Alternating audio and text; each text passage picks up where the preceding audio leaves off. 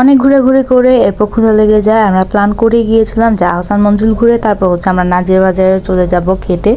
হানিফ না হাজি কোন বিরিয়ানি আপনার সব থেকে বেশি ভালো লাগে কমেন্টে অবশ্যই জানিয়ে যাবেন। বেসিক্যালি পুরান ঢাকার মানুষরা কোনটা বেশি পছন্দ করে, আর বেসিক্যালি যারা আমাদের মতো এখনো হাজি বা হানিফের বিরিয়ানি ট্রাই করেনি তারাও ট্রাই করতে পারেন। তো আমরা চলে যাই নাজির বাজারে একটা রিক্সা করে।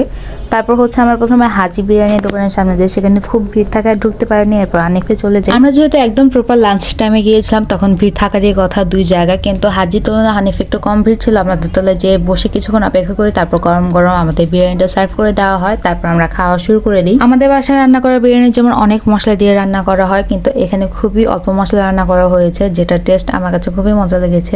মাংসের সলিড পিসগুলো খুবই সফট ছিল। এরপর আমরা হানিফিটা শেষ করে হাজিতে চলে যাই। এখানেও অনেকক্ষণ দাঁড়িয়েছিলাম, তারপর হচ্ছে ফাইনালি সিট পাই। হাজি বিরিয়ানিটাও ট্রাই করে দেখে এখানে মাংসের পিসগুলো অনেক বেশি ছিল, আর প্লাস হচ্ছে মাংসের পিস প্লাস যে হাড্ডি ছিল সেটাও খুবই প্রপার কুক হয়েছে, সফট ছিল। এরপর খাওয়া দাওয়া পর্ব শেষ করে আমরা সবাই চলে যাই লাচ্ছি খেতে, বিখ্যাত বিউটি লাচ্ছি। আমি পার্সোনালি কোনো ইস্যু নিয়ে কথা বলতে আসিনি, কোনো রেটিং দিতে আসিনি, আমি জাস্ট আমার ওপিনিয়ন দিলাম। এরপর হচ্ছে আমরা লাচ্ছি অর্ডার করে দিই, স্পেশাল বিউটি লাচ্ছি, সেটা চলে আসে খুব কম সময়ের মধ্যেই চলে এসেছে।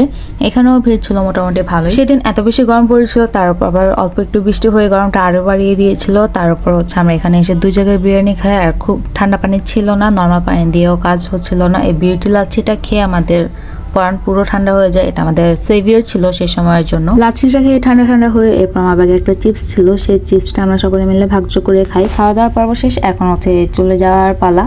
তো আমরা একটা রিক্সা ঠিক করি, সেখানে আমরা সকলে মিলে উঠে পড়ি। আহসান মঞ্জিলে ঘুরে এবং হচ্ছে হাজি ও হানিফে বিরিয়ানি খাওয়ার মাধ্যমে আজকে আমাদের পুরান ঢাকার ট্যুরটা আলহামদুলিল্লাহ কমপ্লিট হয়ে যায়। এর জন্য আমরা সকলে মিলে সবাই খুশি ছিলাম। এরপর আমরা একটা রিক্সা নিয়ে সকলে মিলে চলে আসি এবং নেমে দেখি যে বেলপুরি বিক্রি করছে, আর এই মামা বেলপুরিটা খুবই মজা, একটা মিষ্টি টক দেয়, সেটা তো আরো বেশি। আমাদের খাওয়া দাওয়া পর্ব এই বেলপুরির মাধ্যমে শেষ হয় আজকের মতো। এরপর হচ্ছে আমরা আর কিছু খাইনি, এই বেলপুরিটা খেয়ে একদম ফুলফিল হয়ে গিয়েছি। এরপর কিছু দূর হেঁটে এসে আমরা হচ্ছে লঞ্চে উঠে পড়লাম। যেহেতু এই লঞ্চগুলো আধা ঘন্টা বা 20 মিনিট গ্যাপ দিয়ে তারপর ছাড়ে, আমাদের বেশ কিছুক্ষণ অপেক্ষা করতে হয়েছে। তারপর হচ্ছে আলহামদুলিল্লাহ এই পাশে আমরা চলে এসেছি সেফলি। এরপর এখান থেকে একটা অটো ধরে তারপর সোজা বাসায় চলে আসলাম। That was it. ব্লগ, আল্লাহ হাফেজ।